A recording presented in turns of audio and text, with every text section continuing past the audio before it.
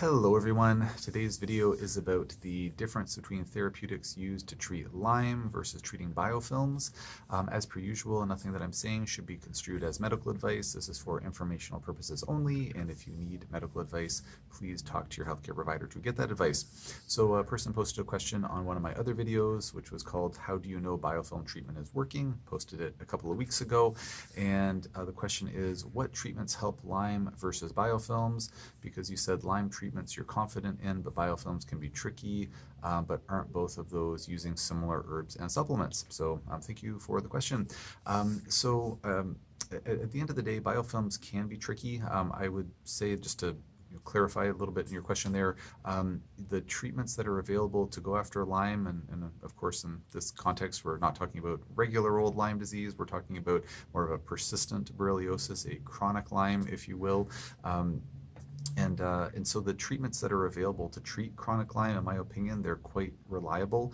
They are quite effective, whether they're pharmaceutical or non-pharmaceutical or a combination thereof. And so I'm quite confident in those treatments. And then I'm also quite confident in the treatment for biofilms as well. Biofilms can be tricky, but what I've found in my clinical experience to date anyways is that the treatments for biofilms and going after systemic infections, I think they're quite reliable. I think we can be quite confident in them. I think that when those treatments seem to fail for folks, it's because there's other things that are going on that are just not being addressed. I've had so many patients over the years where they come in, they've been treated by half a dozen other clinicians, all of them going after the chronic Lyme, chronic Bartonella, whatever it happens to be, and they're like, I'm still not better. Like, why haven't I found the right treatment yet to get rid of this Lyme or Bartonella? In a number of those cases, we'll actually do some treatment do some testing rather, to try to get a better sense of whether there's actually a current infection, and something like an ELISpot test, testing for a T-cell mediated response against those microbes from a lab like Armin Labs, is kind of a go-to for me. Not a perfect test, but I think it's quite a good test, and oftentimes those results will come back not showing anything. We'll kind of have some evidence that maybe there isn't any infection left, that the treatment worked, but there's just other stuff going on. And so anyways, it's getting off on a little bit of a tangent there. So the question, circling back to the question here, I can tangent all day.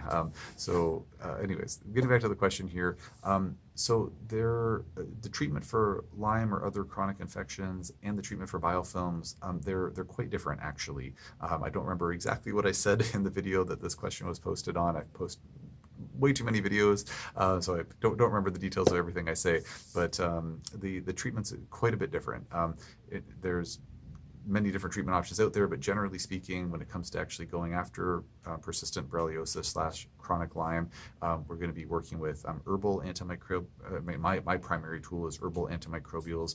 We might use intravenous therapies like IV ozone is one of my go-tos. Intravenous photobiomodulation is another option. Some clinics use high-dose IV vitamin C. Some clinics use high-dose IV peroxide. I used to use those in practice. I just found those ozone and photobiomodulation tend to work better.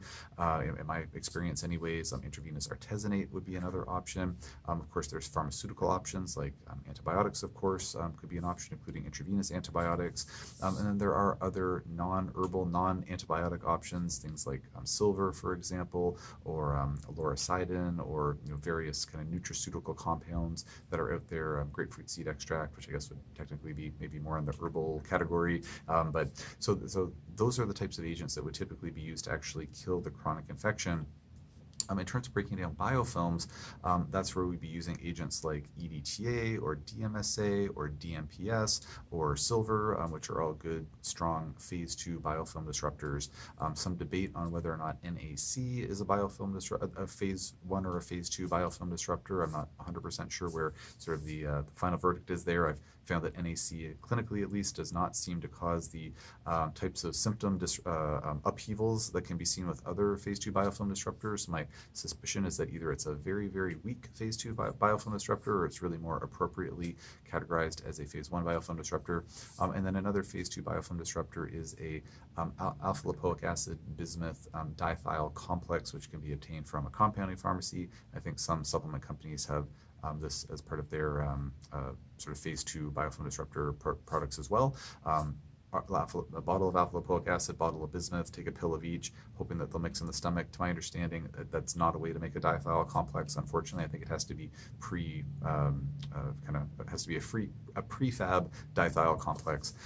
So those are the phase 2 biofilm disruptors. Now, there are phase 1 biofilm disruptors that might overlap a little bit more, like, for example, essential oils. Those are antimicrobial as well. There's Petri dish evidence indicating that essential oils are by and large stronger than, say, the antibiotic doxycycline at killing the Lyme bacteria in a Petri dish, at least. The challenge with the essential oils is getting a high enough dose into the person's body without, burning out their stomach, giving them lots of heartburn, that kind of thing. So whether or not you can get therapeutic dosages down the hatch, that can be the challenge with the essential oils. But essential oils also, they are rich in aromatic compounds, and aromatic compounds are good at breaking down phase 1 biofilms. So there is some spillover there, but in my experience at least, it's generally challenging to get a high enough dose of essential oils down the hatch to kill things off systemically, and it's only a phase 1 biofilm disruptor, which is a relatively weak biofilm disruptor. So I'd say that would be an example of an overlap, but not a very strong biofilm disruptor.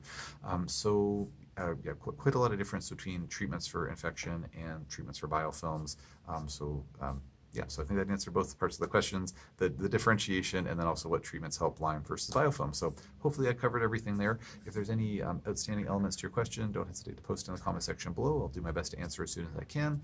If anybody else has any questions on this topic or anything else, please post in the comment section below, and I'll do my best to answer as soon as I can.